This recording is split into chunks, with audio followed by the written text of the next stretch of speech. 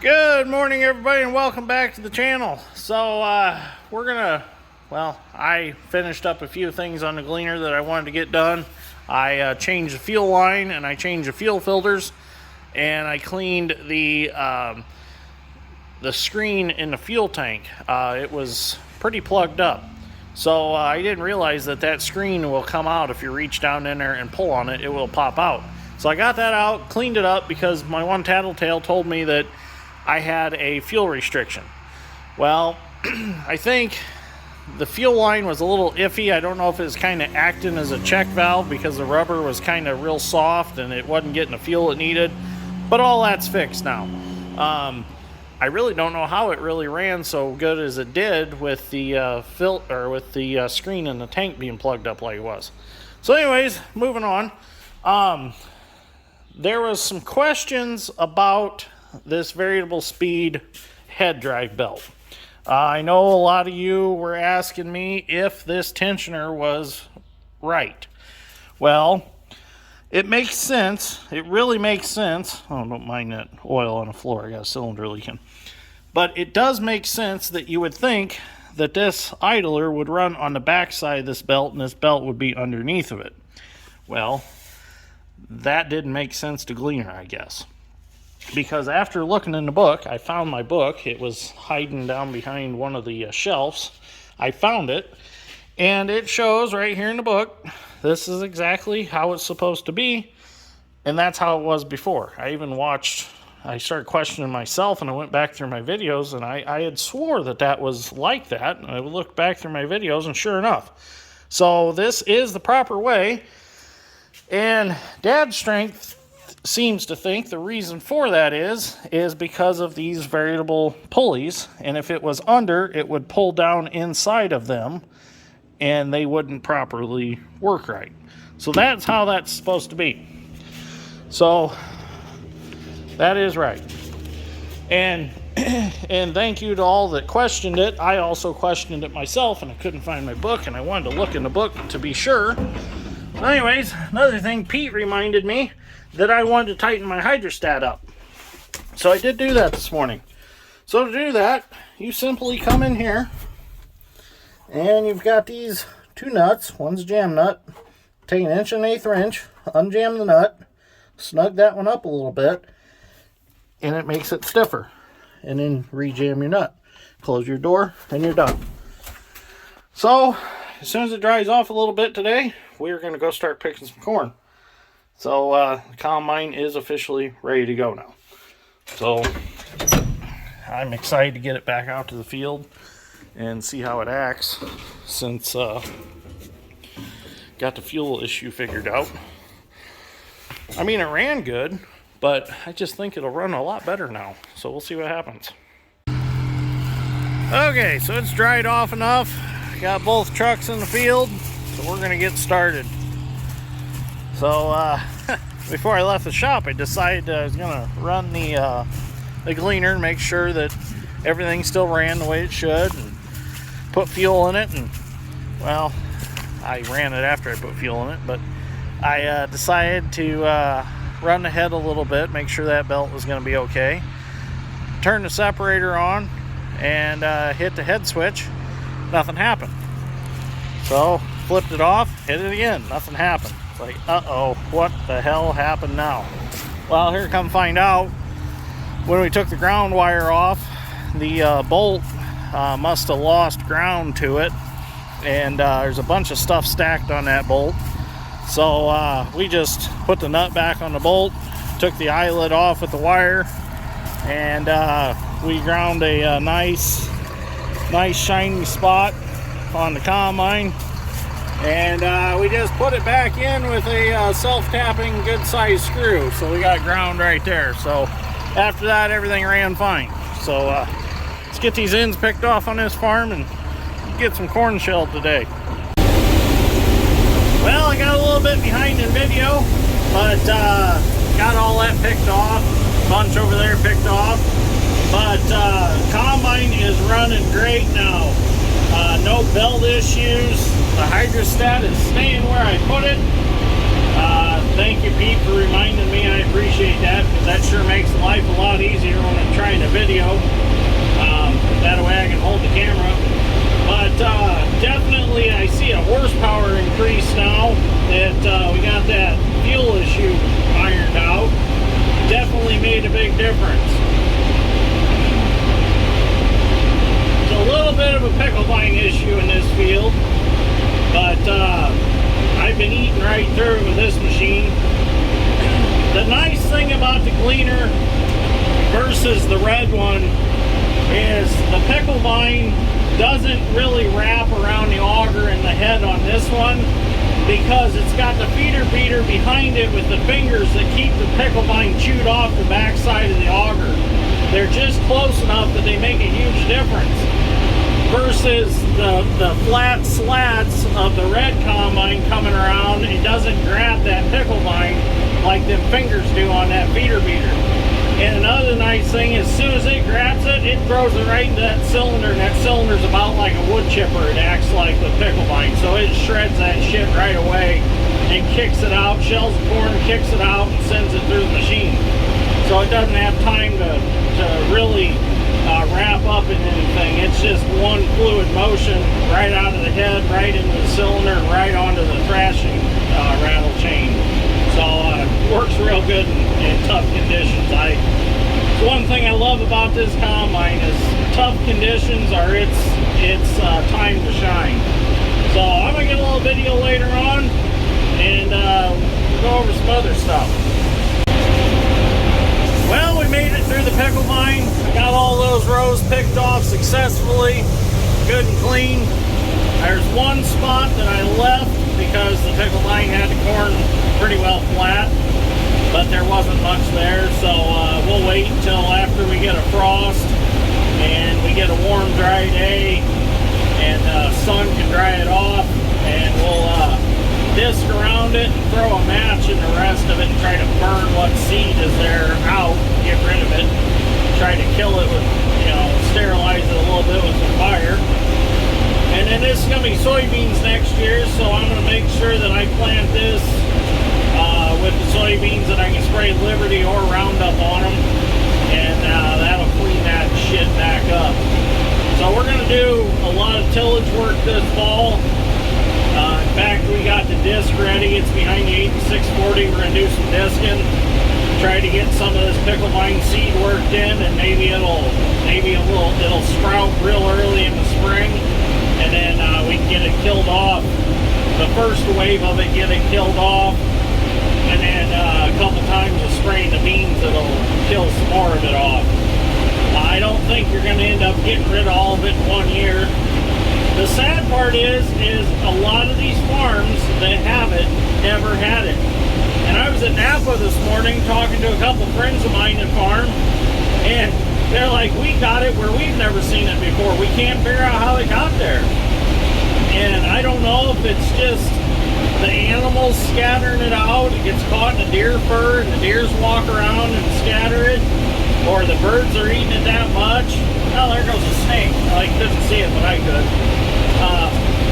So yeah, pickle vine is a big pain in the butt this year, but I think we figured out the best way to handle is just to send the L2 into it.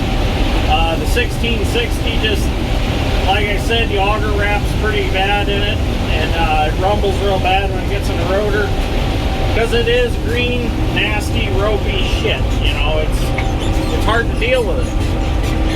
So I think the best solution when we come across more of it is just to send the L2 into the patches and haul them off. So here we got some down corn from our little windstorm that we had over the last couple days, but not too bad to the point where we can't get it picked back up. So I need to get stickers made that say send in the L2 with a picture of the Gleaner on it. Like them pictures that you see of Rip from Yellowstone. They look like Rip, and then it says send in Rip. I need those, but with the L2 Gleaner and send in the L2. That'd be kind of cool stickers to have. And unless you followed my YouTube channel, you wouldn't get it. But everybody that follows would know what it meant. what else we can get done today, and see how far we can get. I think we'll get the rest of this farm done no problem. So we'll get some video if something happens. Maybe something exciting will happen. But I'm just tickled to death that the Gleaner's running good, the belts are all working great. I got the question resolved this morning on if that belt tensioner was right or not.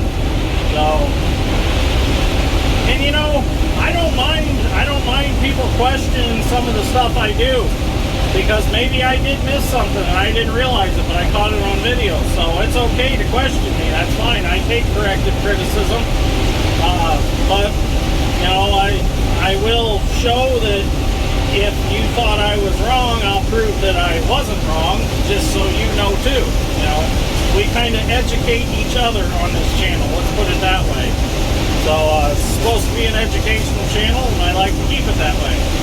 So let's keep going and see what we can get done today. So we got that field finished up, got the combines cleaned off a little bit, and now we're heading back to the south. We're going to go down by my grandpa's again, and we still got a farm down there with quite a bit of corn on it. We were trying to go around and pick off all of our share cropped corn, and then we were going to come back and pick off all our cash rent corn, because cash rent corn we were thinking about storing. But we sold a bunch more, so we're not worried about storing it now. So now we can just kind of pick wherever and haul it in and be done with it. But we're going to head back down here because this was some earlier planted corn, and we're going to see if we can find some that's drier. The last field that we just picked gained about 1.5 points after that rain. So it got up to like 19%. So we're going to head down here where we think it rained less and hasn't been quite as wet. And we're going to pick some. And plus there's the 115-acre field that's kind of open to the wind.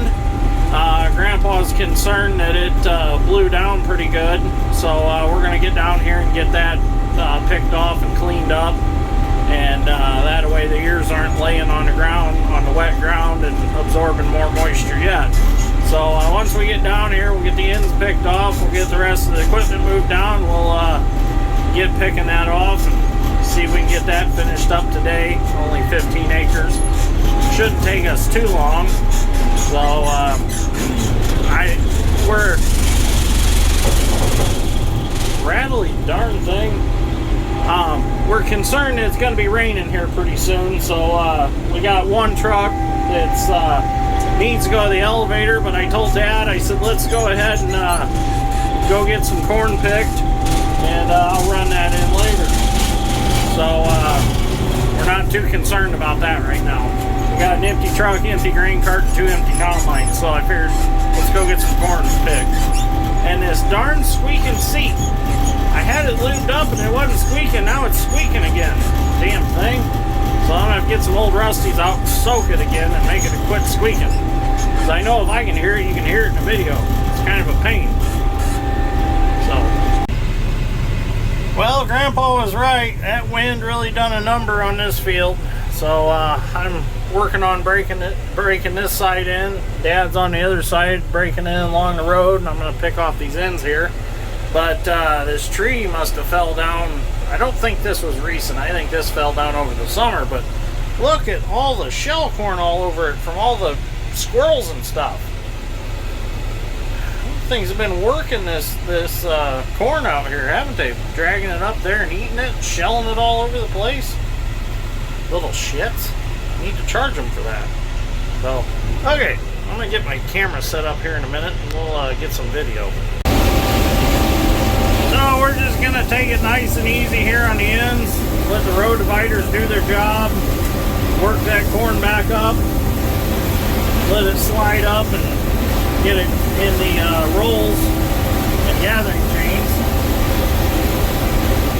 These old 1063 heads do a real nice job of picking down the corn up.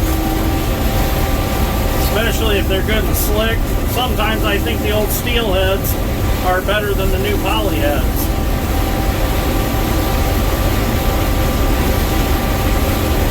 This is a shame this corn blew down. But when you got 75-mile-an-hour winds reported in the area, not much stands after that. We all just had that magic ball that we could ask, when are the big winds going to come? We could always go out the day before and pick that corn, but it's just something you never know. It's farming, it's unpredictable, it's a gamble. Every day is a gamble. Every day is something new. It's fun. It really is. I enjoy it. Dad enjoys it. Dad's strength enjoys it.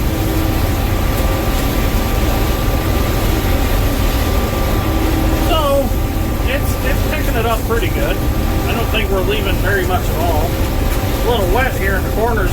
That corner back there was pretty wet. I had a little bit of fun in that corner. I got one more pass to go, and I should have the ends all picked up. You know, when I started this channel, I made a vow to show the good, the bad, and the ugly. And this is the ugly. This really is the ugly right here. This is as ugly as it gets. Kind of need a corn reel. If a farmer tells you he never has corn that goes down, that's bullshit. It happens to everybody.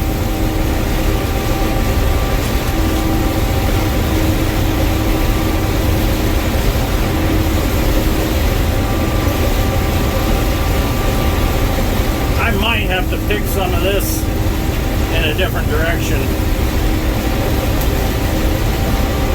It's picking it up, but get over there.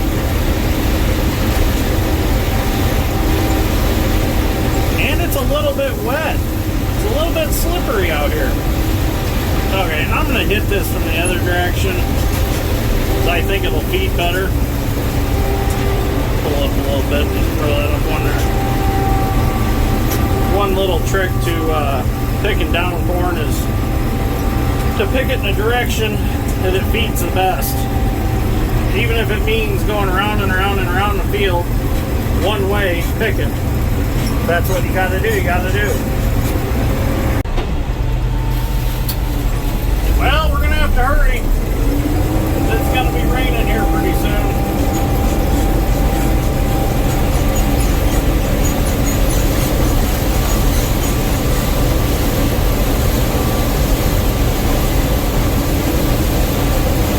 My phone in my phone mount now, so I don't have to hold it, so I can really pay attention to what I'm doing.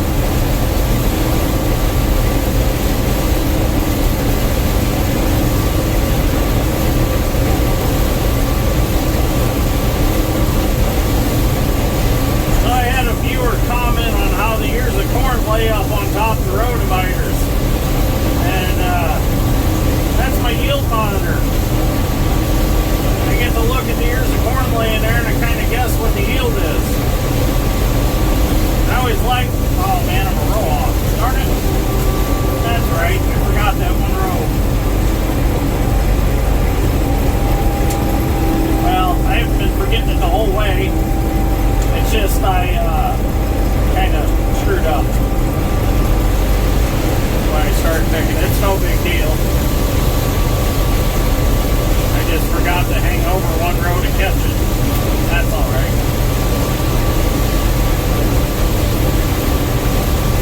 So you get down here by the woods and I gotta break this in yet.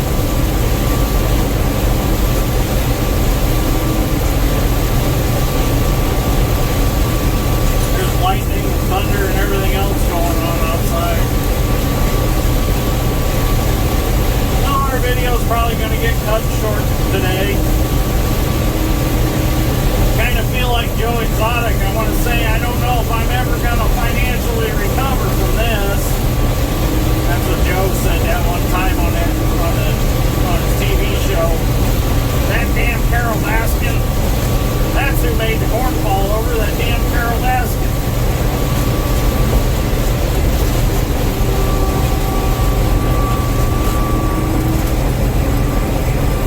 In a way, that was a pretty good show,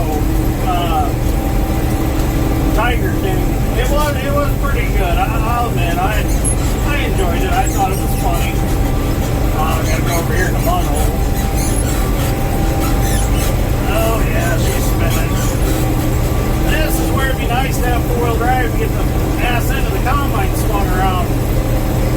brakes would just work.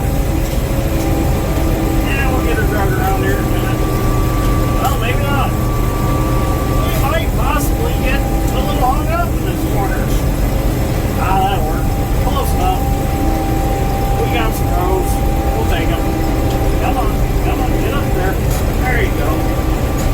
Not quite the right rows I wanted, but got tree limbs to deal with and everything else anyways. Oh, there's water between the rows. That should be fun. We got it. Oh yeah, we're good. The nice thing about a fully balanced combine, they get around a little bit better in the mud. Actually, some nice corn here in spots.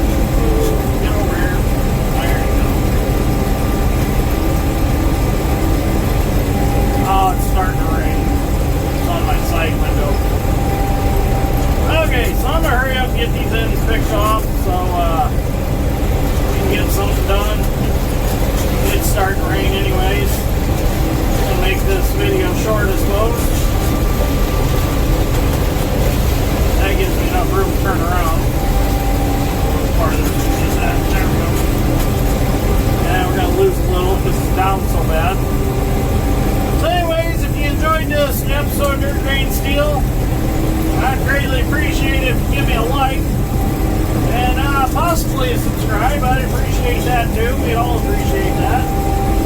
I'm sure you'll find something eventually on this channel that's entertaining. I don't know if any of it's too entertaining so far, but it's the best I can probably do at the moment. I'm learning every day. So, anyways, thank you for watching. Greatly appreciate it. And we'll see you all in the next one.